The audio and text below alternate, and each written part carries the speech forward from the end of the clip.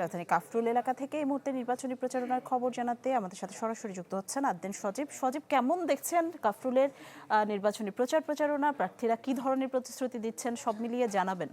Sunshine আটা ময়দা সুজি। ভালোবাসায় তৈরে। আমি যে এলাকায় রয়েছি ঢাকা 15 আসনে, এই এলাকায় এখন উত্তর কাফরুলে রয়েছে। এই এলাকায় সবচেয়ে বড় সমস্যা গ্যাস, পানি, অনেক সময় পানির মধ্যে ময়লা থাকে। এছাড়া আপনার জলাবদ্ধতা অনেক বেশি হয়।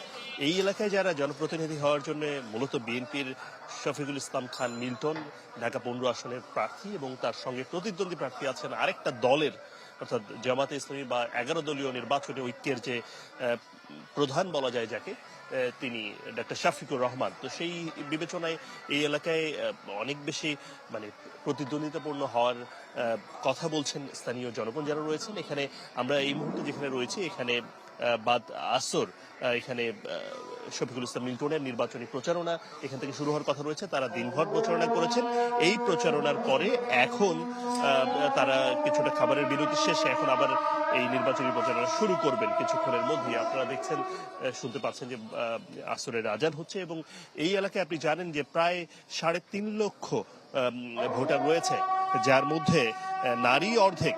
সেই বিবেচনায় নারীরা এই এলাকায় একটা বড় রকমের ফ্যাক্টর হবে বলে মনে করছেন স্থানীয়রা। তারা বলছেন যে এই নারীরা কার উপরে ভরসা রাখবেন, একই সঙ্গে ভোটাররা যারা রয়েছেন, পুরুষ ভোটাররা, তারা শেষ পর্যন্ত কার উপরে ভরসা রাখেন তার উপরে নির্ভর করছে এই এলাকায় আগামীতে কে হচ্ছেন জনপ্রতিনিধি।